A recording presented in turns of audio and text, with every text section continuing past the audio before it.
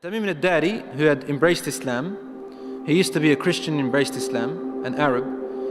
He got up and he said, we were in a ship and a huge storm hit us.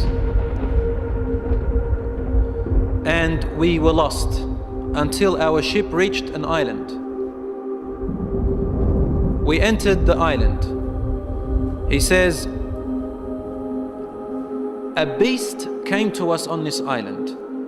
It had so much hair on it that we could not tell the front from its back. Which was its head, which was its tail. We didn't know. And we said, Waylaki ma anti. Woe to you, what are you? Never seen a creature like you before. And she spoke. The beast said, Ana al-Jassasa. They said, Wama al-Jassasa? What is this al-Jassasa? And then the beast said, Ayyuha al-Qawm, people. Intaliqu ila hadha al-rajul fi ad-dayr. Come to this man who is waiting for you in a dayr. A dayr was known in those days as being like a place where people used to worship. And he said, there is a man who is waiting for your news anxiously. They said, we ran away from the beast immediately thinking it was a jinn. We entered this hut that was set for worship. And suddenly we saw in front of us a person, a man who was the biggest in build that we have yet to have seen. His arms were wrapped to his neck with chains like this. And his head and arms were also chained together to his knees, to his legs, like this. So you can just look up, and he's chained up really well, couldn't move. We said, what are you? And he said, you are able to hurt me because I'm chained up. So it's my right to ask, who are you first? They said, very well.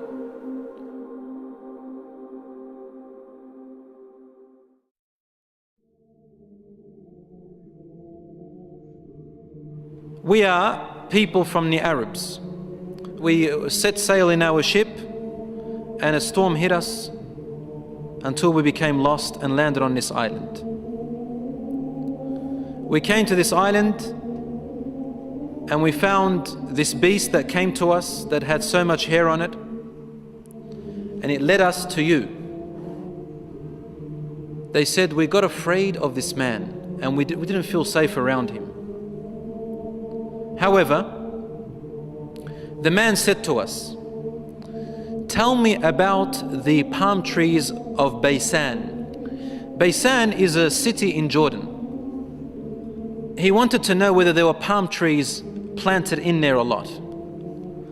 We said, what do you exactly want to know about Baysan in Jordan? He said, I ask you, are there more palm trees and have they be filled with dates or not yet? They said, yes, it is full of palm trees and full of dates.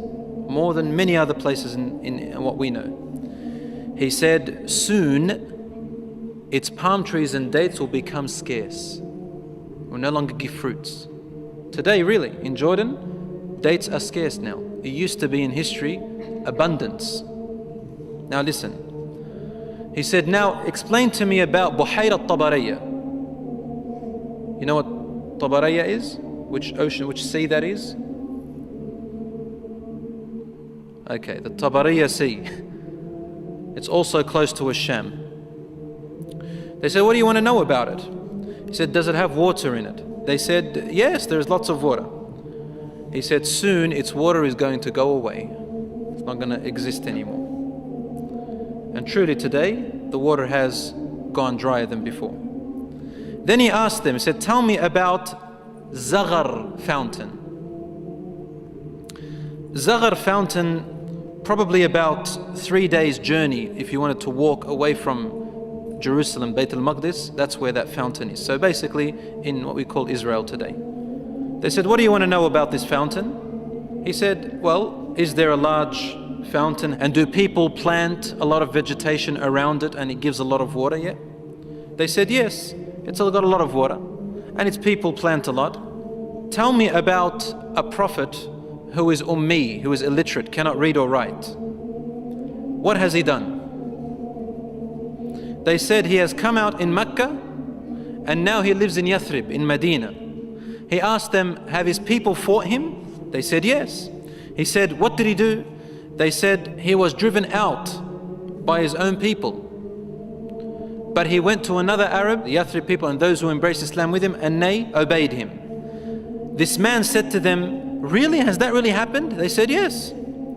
He said, أَمَا إِنَّ ذَاكَ خَيْرٌ لَهُمْ أَن يُطِيعُوهُ. He said, behold, it is better for those people who obey him to keep on obeying him. He's actually supporting the Prophet ﷺ. وَإِنِّي مُخْبِرُكُمْ عَنِّي. Now I'm going to tell you about myself. إِنِّي أَنَا الْمَسِيحِ. I am Christ. Isa alayhi salam. وَإِنِّي أُوشَكُ أَن يُؤْذَنَ لِي فِي الْخُرُوجِ فَأَخْرُجْ. He said, now very soon, based on the signs you've showed me, I'm going to be given permission to leave and I'm going to come out. فَأَسِيرُ فِي الْأَرْضِ. I will walk throughout the land. فَلَا أَدَعْ قَرْيَةً إِلَّا هَبَطْتُهَا فِي 40 لَيْلَةً. He said, there wouldn't be a village or a city or a place on earth except that I would have reached it, all in 40 days. The whole world in 40 days. غَيْرَ مَكَّةَ وَطِيبَةَ. All except two places, Mecca and Tiba, Medina. فَهُمَا مُحَرَّمَتَانِ عَلَيَّ كِلْتَاهُمَا. He said, they are both forbidden for me to enter. Now when we say he enters, it means he conquers, takes over. He owns it. كُلَّمَا أَرَدْتُ أَنْ أَدْخُلَ وَاحِدٍ. He goes, every time I wanted to come into one of them, an angel will stand guard holding a sword, and he will prevent me from entering Mecca and Medina.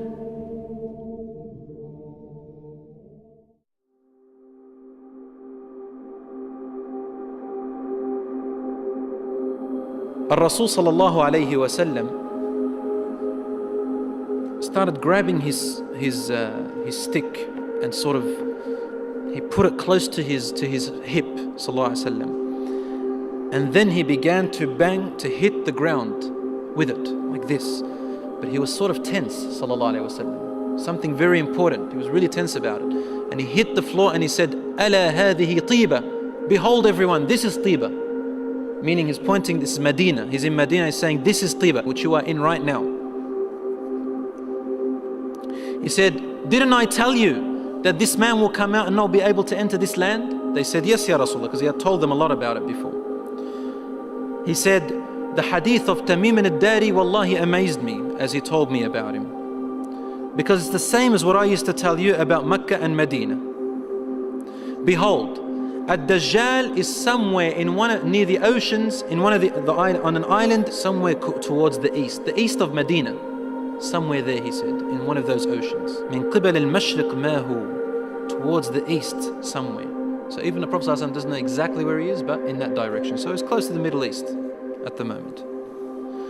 So Allahu A'lam, Dajjal will first arise in Asham, in the Middle East area, which gives a lot of sense that the Jews will be the first to follow him because they are waiting for their Messiah to come. They don't believe that Isa alayhi salam was it, and they don't want to accept Muhammad sallallahu alayhi wa sallam. So they'll be the first to follow Dajjal. They say he is the real Isa. As for the Christians, they believe in the coming of Isa alayhi salam. Because they've mixed up their scriptures, they will think that this is the man. And because he will say, I am Isa, they will ask for him alayhi salam, they will ask for miracles, and he will do these miracles. Some of them won't be convinced. See, afterwards he'll say that I am God. Ana ilahukum. And then they'll say, what proof do you have?